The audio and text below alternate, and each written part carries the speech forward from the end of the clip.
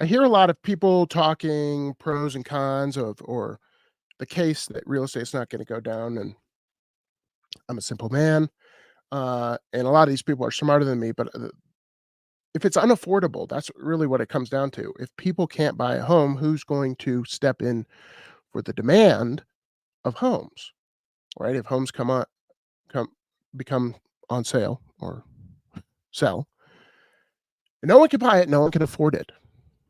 Um, one of 3 things has to happen, I've said this before. Incomes have to go up. Some combination of prices or interest rates have to come down. Prices have to come down or interest rates have to come down significantly for people to be able to afford the homes. And a lot of people are saying, well, people are locked into, like myself, 2%, 2.25% interest rate. So why would they ever sell? Well, as I've said before, people argue, the evil landlords, they're just charging people more rent. The problem is the evil politicians are charging the landlords more property tax. And since everything went up in price, guess what the insurance companies are doing? They're charging them higher insurance rates on their home. So even though they have a fixed rate mortgage, the two things that are going up, property tax and insurance significantly. So what is the landlord supposed to do? Eat it? According to a lot of people, the answer is yes. But then you have the people who actually can't make money on a long-term rental, and they bought the property in 2020, 2021 at the height of the real estate market. So their price has dropped, their equity doesn't exist, and they bought it to Airbnb it. I've looked into just cursory search on Airbnb. Go ahead and look, folks. Look in your local area, look in your vacation area, and just look at the prices per night. They're going down significantly. These people are not making money. And so, as we pretend that real estate prices aren't going to come down, my opinion, they have to, or your salary has to go up significantly, yours and everybody else's. So if we can't afford real estate, who's going to buy it? And I saw this on Twitter. And I thought this was good. This guy lays it out. He's a small time landlord. He has one property in San Antonio, and he talks about his costs. He lays out what he's paying for. The government's always going to get theirs, always. So this is what one problem I've always had with real estate is like you never own it. You're kind of renting from the government. You're saying, okay, I'm gonna leverage to the hilt because the government prints money, which is good for me because I'm gonna leverage up and buy all these properties, and the government's gonna deflate my debt away by printing money.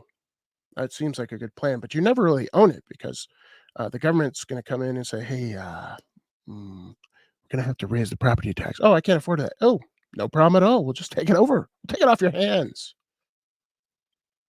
It's kind of gross. So this private property thing, is it really your property if you have to pay taxes on it? If you don't, they'll take it. I don't think so. Okay, so let's listen to this guy. He lays out his costs pretty well. Stay for a second. So people don't think this crash is about to happen, and the reason that you honestly haven't seen a big crash, the main reason is because there's such low inventory inside the United States. However, if you look at all the permits and everything that's been set up by these big developers, they are building a crap ton of. That's true. They're building a lot of new houses, new apartments, new condos, of new residential homes.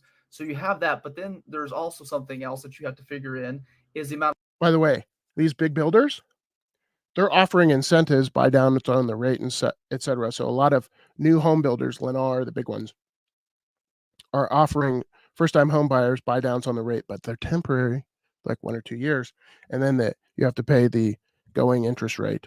So it's this like it's kind of an adjustable rate mortgage, but it's this incentive to get into the house, and then the rate goes up after a couple of years.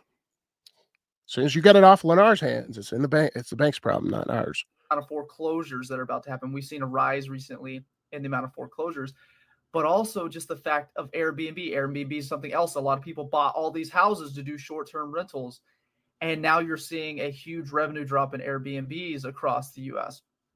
But here's something else. I want to give you an example. I have one rental property right now, and I refinanced a few years ago. to a 2.25% interest rate. I had a 2.25 interest rate, and I was it was around $1,200, over $1,200 was the mortgage, and I was able to rent it out for $1,850, and so I had a pretty good profit margin. It was great.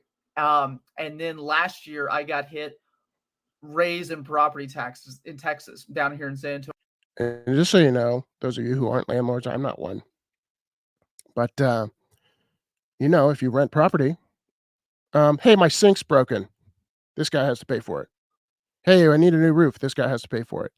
So that CapEx, the expenditure that he has to put into the property to keep it running and keep it livable, that's all on him. So that profit, that $600 in change that he's making per month, he has to roll a lot of that into keeping the property livable.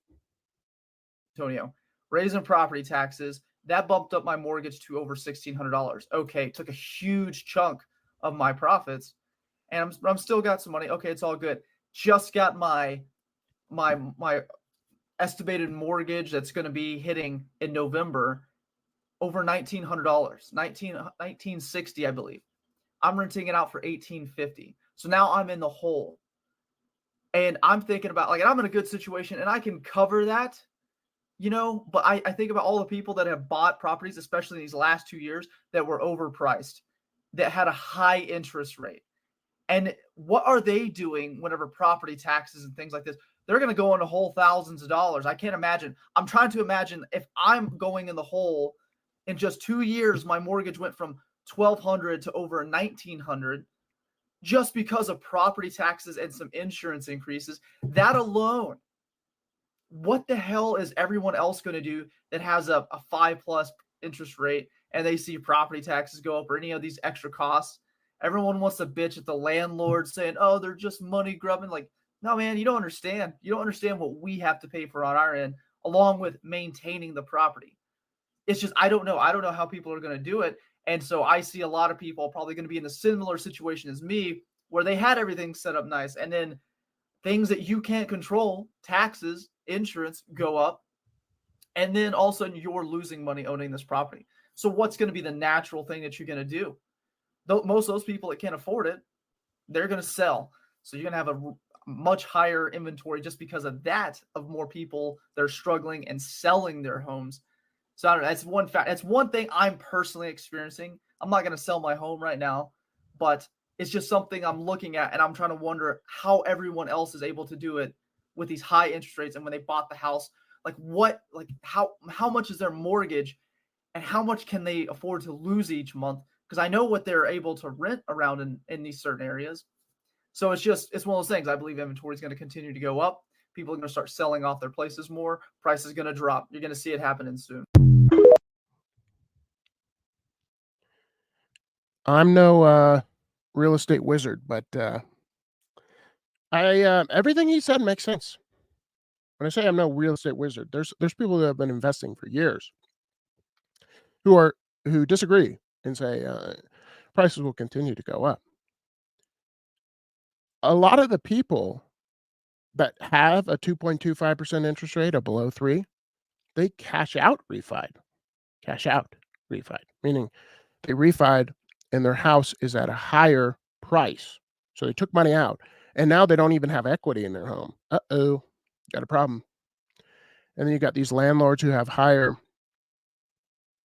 bills because the government's got to get theirs. These prices went up, so we're gonna.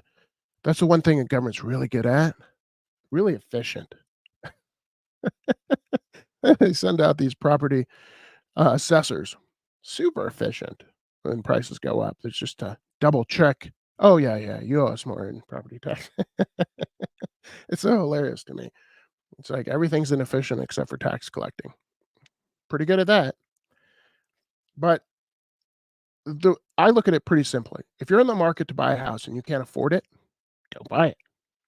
And if you're under the impression that all-time high unaffordability is going to go up and therefore you have FOMO and you want to buy a house, I would caution you.